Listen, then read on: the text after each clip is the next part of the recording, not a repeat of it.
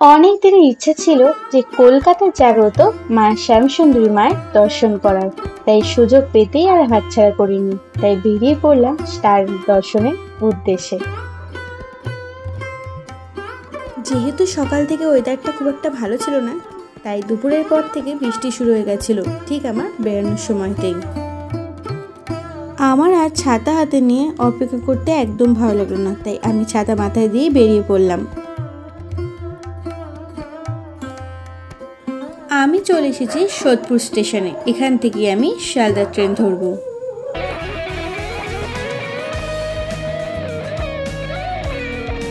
প্ল্যাটফর্মে ট্রেন ঢোকায় আমি ট্রেনে উঠে পড়লাম। এবার চলে যাচ্ছি শিয়ালদার উদ্দেশ্যে।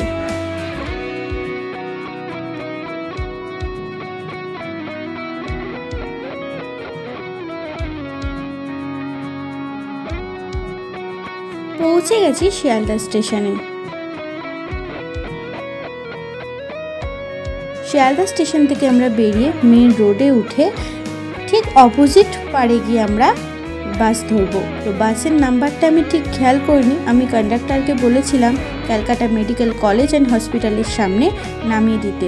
তো আমি পৌঁছে গেলাম সেখানে। ওই যে ওই পাড়ে কলেজ, রাস্তা পার হয়ে কলেজের সামনে চলে এলাম। এই কলেজের পাশ থেকেই একটা গলি গেছে, এখানে সোজা গিয়ে ডান দিকেই একটা গলি, সেখানেই মায়ের মন্দির।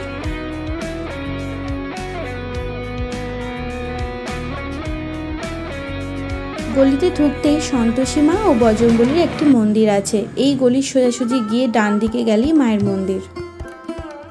তারপর সেই গলি দিয়ে আমরা চলে এলাম মায়ের ঠিক মন্দিরের সামনে, আর ভিতরে একটু জায়গা করে বসে পড়লাম মায়ের কাছে।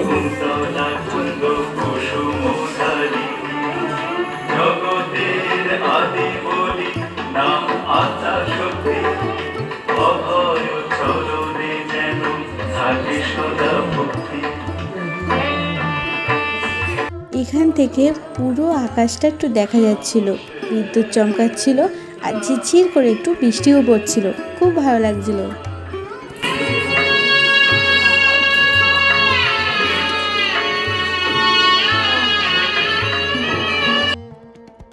এখানে মায়ের কিন্তু প্রধান ভোগই হলো চাল ও কলা।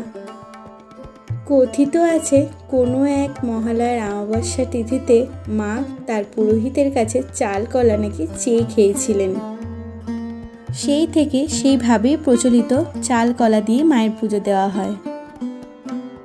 গোবিন্দভোগ চাল ও কলা মন্দিরের সামনেই দুটো দোকান আছে, সেখান থেকে আপনারা পেয়ে যাবেন।